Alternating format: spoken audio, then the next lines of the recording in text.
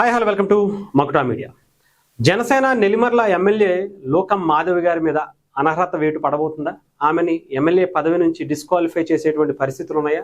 Social మీడియాలో ఇదే మాట్లాడుకున్నారు. రీసెంట్గా మనీ లాండరింగ్కి సంబంధించి ఆమె ఎంప్లాయ్కి సంబంధించి ఖాతాలో డబ్బులు వేసి ఆ డబ్బుని విత్డ్రా చేసి కొంత ఎలక్షన్ ఖర్చులకి ఉపయోగించారు అని ఫిర్యాదు అందింది ఈసీకి. ఈసీ వెంటనే దీని మీద ఎంక్వైరీకి వేయటం కూడా జరిగింది, కలెక్టర్ని ఆదేశించడం కూడా జరిగింది.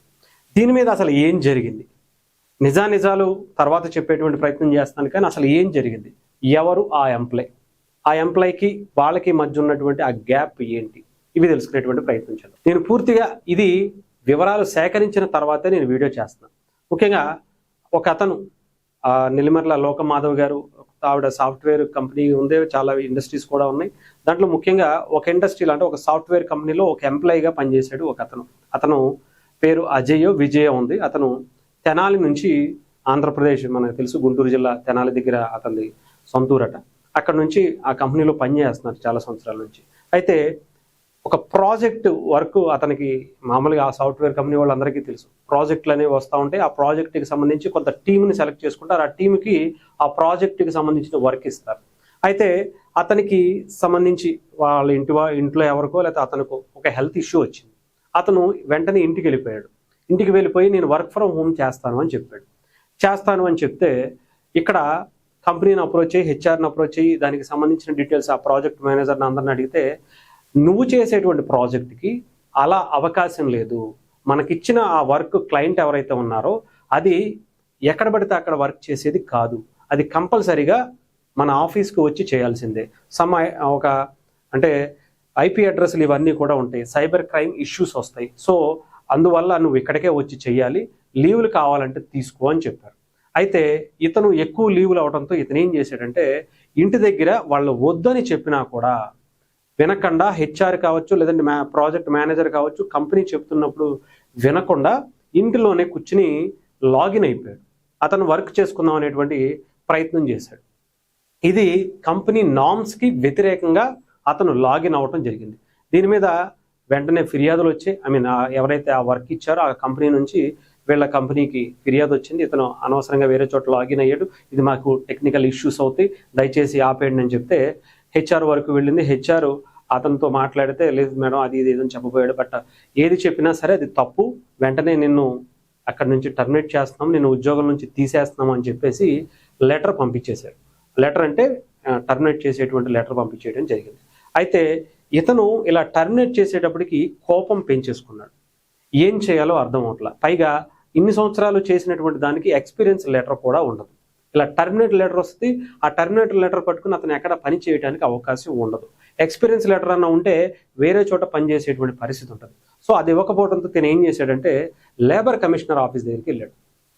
అక్కడికి వెళ్ళి, సార్ ఇలా జరిగింది, నన్ను నిర్దాక్షిణ్యంగా తీసేశారు అని చెప్తే అతను సదరు కంపెనీకి అంటే లోకం మాధవ్ గారికి సంబంధించినటువంటి కంపెనీని అప్రోచ్ అయితే వాళ్ళు అసలు జరిగినటువంటి విషయాన్ని లేబర్ కమిషనర్ గారికి చెప్పారట. ఇలా అతను లాగిన్ చేయకూడదు అని చెప్పినా కూడా వినకుండా చేసేసిన తర్వాత దాని మీద కంపెనీ నుంచి మాకు ఇష్యూస్ వచ్చి లీగల్గా ఏం చేయొచ్చు, ఒక ఎంప్లాయ్ ఎలాంటి అంటే రూల్స్ అండ్ రెగ్యులేషన్స్ ఫాలో అవ్వకుండా చేసినటువంటి దాని మీదే మేము అతని మీద చర్యలు తీసుకున్నాం అని చెప్తే తర్వాత అతని బాధ లేబర్ కమిషనర్ అర్థం చేసుకుని ఆయన కూడా ఇక్కడ ఆ కంపెనీని ఒక మానవతా కోణంలో దయచేసి ఆలోచించండి, కనీసం అతనికి ఎక్స్పీరియన్స్ లెటర్ అన్ని ఇస్తే బాగుంటుందని రిక్వెస్ట్ చేయడంతో వాళ్ళు కూడా ఆలోచించి ఒక ఎంప్లాయ్ జీవితం ఎందుకు పాడు చేయటం అని చెప్పి ఎక్స్పీరియన్స్ లెటరు ఆ లేబర్ కమిషనర్ దగ్గరికి పంపించేటువంటి ఏర్పాటు చేస్తున్న ఈ టైంలో ఇతను సదరు ఆ ఎంప్లాయ్ ఏం చేశాడంటే ఈసీని అప్రోచ్ అయ్యాడు. ఎందుకు అంటే ఇక్కడ పనిచేసిన తర్వాత వాళ్ళు కనీసం ఇలా నన్ను తీసేశారు అని కోపం పెంచేసుకుని ఎవరి ద్వారా వెళ్ళాడు ఏంటి అనేది తెలియదు, కానీ సడన్గా ఇక్కడ మధ్యలో ఈ డిస్కషన్ జరుగుతుండగా ఇతను సడన్గా ఈసీ దగ్గరికి ఎందుకు తీసుకువెళ్ళారు, ఎందుకు వెళ్ళాడు, అతను ఏమి ఉద్దేశంతో ఈ ఇష్యూస్ని తీసుకుని ఆ ఈసీ దగ్గరికి వెళ్ళటం జరిగింది అనేదే ఎవరికి అర్థం కాల. సో ఇక్కడ అతను కంప్లైంట్ ఇచ్చిన తర్వాత దీనికి సంబంధించి చాలా కేసులే ఉన్నాయి. ఇప్పటి వరకు భారతదేశంలో చాలా వరకు ఇలాంటి కేసులు కోకొర్లలు అనమాట. ఒక ఇండస్ట్రీ ఉన్నటువంటి వ్యక్తి సాధారణంగా ఇలా ఎలక్షన్స్లో పాల్గొన్నప్పుడు చాలా మందికి ఫేస్ చేసినటువంటివి. కాకపోతే ఇక్కడ ఎందుకు జనసేన ఎమ్మెల్యే మీద ఎలా వస్తుంది, ఎక్కువగా వస్తుందంటే గతంలో ఎక్కువ సోషల్ మీడియా లేదు, ఇప్పుడు సోషల్ మీడియా ఉంది, ఇదొకటి. ఇక్కడ జనసేన ఎమ్మెల్యే కాబట్టి ఇంకా ఎక్కువగా ప్రచారం జరుగుతుంది. ఎందుకంటే జనసేన అనేబడికి ఒక కొంత నిజాయితీగా నీతిగా ఉండేటువంటి పరిస్థితి. సో అలాంటి దాంట్లో ఆవిడ మీద. సో అక్కడ వాళ్ళు ఏం చెప్తున్నారంటే, ఒక జనసేన పార్టీకి సంబంధించి ఎలక్షన్స్లో ఆవిడ పోటీ చేసినప్పుడు ఎంప్లాయీస్కి సాధారణంగానే కొంత అమౌంట్, అంటే ఈ బోనస్ అనో లేదా ఇంక్రిమెంట్లనో ఇంకొకటనో ఉంటాయి కదా, అవి ఆ టైంలో కొంతమంది అక్కడ ఉండేటువంటి ఎంప్లాయీస్కి ఇచ్చేశారట. అది అదే టైం ఎలక్షన్ టైంలో కావటం, ఇతను మిగతా వాళ్ళందరూ చాలామంది దాదాపు కొన్ని వందల మందికి వేస్తే ఎవరు కూడా బయటకు రంది, ఇతను దాన్ని చూపించి ఆ డబ్బులు నేను తీసేసి ఎవరో నా దగ్గర తీసేసుకుని వేరే వాళ్ళకి ఇచ్చారు, ఎలక్షన్స్ ఖర్చుల్లో ఖర్చు పెట్టడానికి పెట్టారు అనేటువంటిది వాదన పెట్టి ఎలక్షన్ కమిషన్ దగ్గరికి వెళ్ళడం జరిగింది. దీని మీద ఎంక్వైరీ అయితే జరుగుతుంది. నిజాలు ఏంటో అనేది కంప్లీట్గా ఎలక్షన్ కమిషన్ కావచ్చు, లేదా అక్కడ ఉండేటువంటి కలెక్టర్ గారు కావచ్చు, దీని మీద రిపోర్ట్ ఇవ్వాల్సినటువంటి పరిస్థితి అయితే ఉంది. అయితే ఇక్కడ సోషల్ మీడియాలో ఇదిగో ఇంకేముంది, ఎలక్షన్ కమిషనర్ ఆవిడ మీద చర్యలు తీసేసుకుంటారు, ఆమె డిస్క్వాలిఫై అయిపోద్ది, ఎమ్మెల్యేగా అనర్హత వీటు పడుతుంది, నెక్స్ట్ ఎలక్షన్స్ వచ్చేస్తే మనం పోటీ చేసేయచ్చు అని ఒక పక్క వైఎస్ఆర్సీపీ గోదిగాడి నక్కలా కాచు కూర్చుంది, బాగానే ఉంది. ఇక్కడ ఏమైపోయిందంటే రీసెంట్గా లోకం మాధవ్ గారికి సంబంధించి ఆమె చాలా బలమైనటువంటి ఇంపాక్ట్ చూపిస్తుంది. కొత్తగా ఎమ్మెల్యే అవడం, ఆమె చాలా బలమైనటువంటి వర్క్స్ అన్ని, అభివృద్ధి పనులు, అనేకమైనటువంటి పనులు చేసుకుంటుంది. ఆఖరికి చాలా ఇష్యూస్ చాలా ఫాస్ట్గా సాల్వ్ చేసేటువంటి పరిస్థితి చేసింది. రీసెంట్గా మీరు చూస్తే కనుక రామతీర్థంలో అంత గ్రాండ్గా ఆ టెంపుల్ గురించి కూడా మనందరికీ తెలుసు. గత ప్రభుత్వంలో ఆ రాముడి శిరస్సునే ఖండించేసి ఆ గుడిని ధ్వంసం చేయాలనేటువంటి కుట్ర జరిగింది. ఇప్పుడు వచ్చినటువంటి 20 నెలల్లోనే కూటమి ప్రభుత్వంలో లోకమాధవ్ గారు లాంటి వ్యక్తులు గిరి ప్రదక్షిణతో పాటు ఆలయ అభివృద్ధికి ఎన్నో కోట్ల రూపాయలు శాంక్షన్ చేపించి రీసెంట్గా ఓపెన్ చేసినటువంటి పరిస్థితి కూడా. ఇంత అద్భుతమైనటువంటి అభివృద్ధి కార్యక్రమాలు జరుగుతూ ఆమెకి మంచి పేరు నియోజకవర్గంలో వస్తూ ఉంటే, సాధారణంగా ప్రతిపక్ష పార్టీ అంటే ఏదో ఒక విధంగా ఇరుకును పెట్టాలనేటువంటి అవకాశం ఉంటుంది, చేస్తూ ఉంటుంది, అది వాళ్ళ పని అనుకోవచ్చు. బట్ ఇక్కడ అధికార పక్షంలో స్వపక్షంలోనే విపక్షంగా ఉండేటువంటి ఇంకొక పార్టీ కూడా ఉంది.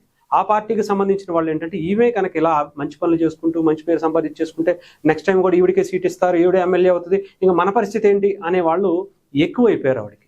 గతంలో కూడా ఒక ఫైర్ స్టేషన్కి సంబంధించిన దాంట్లో కూడా ఆ నియోజకవర్గానికి ఇప్పటివరకు ఫైర్ స్టేషనే లేదని కూడా గతంలో తెలిసింది. అది శాంక్షన్ చేపించి తీసుకొస్తే కూడా ఈవిడికి మంచి పేరు వచ్చేస్తుంది అని చెప్పి దాన్ని క్యాన్సిల్ చేపించేటువంటి పరిస్థితులు కూడా ఉన్నాయని కూడా నేను విన్నాను. ఇది మొదటిదేం కాదు, చాలా జరిగాయి అంతకుముందు. ఇవి ఆవిడేంటంటే ఒక్క ప్రతిపక్షం వైఎస్ఆర్సీపీతోనే కాదు, స్వపక్షంలోనే విపక్షంతో కూడా ఆమె పోరాటం చాలా గట్టిగా మహిళగా చేస్తున్నటువంటి పరిస్థితి కనిపించింది.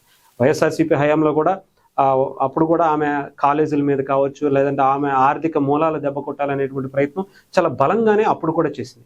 ఇప్పటికీ కూడా అధికారంలోకి వచ్చిన తర్వాత ముఖ్యంగా ఇలాంటివి ఇంకా బయట వ్యక్తులు అంటే చేశారంటే అనుకోవచ్చు, లోపల ఉండేటువంటి మిత్రులుగా ఉండేటువంటి వ్యక్తులు కూడా ఇలాంటివి చేస్తాం అనేది కూడా మనం రెగ్యులర్గా జనసేన పార్టీకి సంబంధించినటువంటి ఎమ్మెల్యేల మీద ఇది ఎక్కువగా కనిపిస్తుంది. మొన్న బొలిశెట్టి శ్రీనివాస్ గారు కూడా చెప్పారు, అంటే కూటమిలో ఉండి కూడా మేము ఇలా ఇబ్బందులు పడుతున్నాం, బయట వాళ్ళతో అంటే వైఎస్ఆర్సీపీతోనో ప్రతిపక్ష పాత్ర ఉండేటువంటి వ్యక్తులతో అంటే అనుకోవచ్చు. కాకపోతే ఇక్కడ లోపలగా మాతో పాటు కలిసి ఉంటూనే మాకు సంబంధించినటువంటి అన్ని మీద వాటి మీద కూడా ఎక్కువగా ప్రచారం చేయటం, ఇష్టం వచ్చినట్టు లూజ్ పోల్స్ తీసుకుని బయటకు పెట్టడం, ఇలాంటివన్నీ చేసేటువంటి పరిస్థితులు ఉన్నాయి. సో దయచేసి ఆ గ్యాప్ని భర్తీ చేయాలి. అంతేకాదు దీని మీద కంప్లీట్గా డెఫినెట్గా కూడా ఎవరైతే లీగల్గా తప్పు చేస్తే తప్పని అటు కోర్టు కానీ, ఈసీ కానీ, లేదంటే కలెక్టర్ కానీ ఇచ్చేటువంటి దాని మీద రిపోర్ట్ మీద ఆధారపడి ఉంటుంది. బట్ ఇక్కడ జనసేన ఎమ్మెల్యేల మీద ఇలా రెండు వైపుల నుంచి కూడా, అంటే రెండు ప్రతిపక్షాలనే వాళ్ళు ఎదుర్కోవాల్సినటువంటి పరిస్థితి అయితే ఉంది.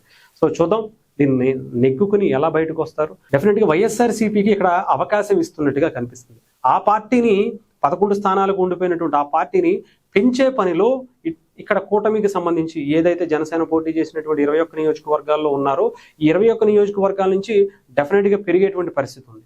ఏది దానికి నెక్స్ట్ ఎలక్షన్స్లో పోటీ చేస్తే ఈలోపు వీళ్ళని తగ్గించేయాలి. పవన్ కళ్యాణ్ గారిని అక్కడ డెఫినెట్గా పైకి లేపాలి, అందరూ ఆయన పొగుడుతారు. కాబట్టి కింద ఎమ్మెల్యేలు ఎవరైతే ఉన్నారో వీళ్ళందరినీ తగ్గించేటువంటి పని ఇక్కడ రెగ్యులర్గా ప్రతి నియోజకవర్గంలో జరుగుతున్నటువంటి పరిస్థితి ఉంది. సో మరి ఇవన్నీ కూడా తట్టుకుని జనసేన ఎమ్మెల్యేలు వస్తారా? అంటే ఇక్కడ కూటమిలో ఉండేటువంటి మిగతా పార్టీలు కూడా ఆలోచించుకోవాల్సింది ఏంటంటే, జనసేనను పెంచితే డెఫినెట్గా వైఎస్ఆర్సీపీ తగ్గిపోతుంది. మీరు జనసేనను తగ్గిస్తే వైఎస్ఆర్సీపీ పెరుగుతుంది. మీరు అదే ఆలోచించుకోవాలి. ఇక్కడ వైఎస్ఆర్సీపీ మీకు ఎలాంటి ఇబ్బందులు కలిగించిందో గతంలో ఒకసారి గుర్తు తెచ్చుకోండి. ఇక్కడ జనసేన పెరిగితే డెఫినెట్గా రాష్ట్రానికి మంచి జరుగుద్ది. ఇక్కడ ఒక మంచి రాజకీయం ప్రతిపక్షంలో ఉన్న అధికార పక్షంలో ఉన్న జనసేన చేసేటువంటి పరిస్థితి ఉంటుంది. కాబట్టి ఎవరితో ఇబ్బంది అనేది మీకు చాలా క్లారిటీగా ఆలోచించుకుంటే సరిపోద్ది. అంతే తప్ప వ్యక్తిగతంగా అంతేకాదు. ఇప్పుడు రాష్ట్రంలో దేశం మొత్తం మీద కూడా అసెంబ్లీ పార్లమెంట్ స్థానాలు కూడా పెరుగుతున్నాయి. డెఫినెట్గా వాళ్ళకి పెరిగిన స్థానాలు ఇచ్చినా సరే మీ సీట్లు మీకే ఉంటాయి 175 నియోజకవర్గాలు. సో అదైనా సరే మీరు చూసుకోవచ్చు. దానికి బట్టి కంగారు పడకుండా ఆంధ్రప్రదేశ్ని జాగ్రత్తగా అభివృద్ధి చేస్తున్నటువంటి చంద్రబాబు నాయుడు గారి ఎక్స్పీరియన్స్తో, నారా లోకేష్ గారి ఒక అందరినీ కలుపుగోలు వెళ్ళేటువంటి తత్వంతో, పవన్ కళ్యాణ్ గారి లాంటి నిజాయితీ పరుడితో ఇలా రాష్ట్రాన్ని ముందుకు తీసుకెళ్తున్నటువంటి ఈ టైంలో అనవసరంగా ఇలాంటివి తీసుకొచ్చి కుట్రలు చేసి జనసేనను తగ్గించి వైసీపీని పెంచేటువంటి కార్యక్రమం కాకుండా ఒక మంచి రాజకీయాన్ని ఆంధ్రప్రదేశ్కి ముందుకు తీసుకెళ్లేటువంటి పని. ఇప్పుడు ఎలాగో చాలా మంచి హుందాగల రాజకీయం కూటమి ప్రభుత్వం చంద్రబాబు నాయుడు గారి దాంట్లో చేస్తున్నటువంటి పరిస్థితి కనిపిస్తుంది. దాంట్లో పవన్ కళ్యాణ్ గారు లాంటి నిజాయితీగా పరుడు ఒక ఆయన ఉండటం ఇది అదృష్టంగా ఆంధ్రప్రదేశ్ ప్రజలు భావిస్తున్నటువంటి ఈ టైంలో డెఫినెట్గా అది కొంచెం కొనసాగించేటువంటి ప్రయత్నం కూటమిలో ఉండేటువంటి ప్రతి కార్యకర్త చేస్తే మంచిది.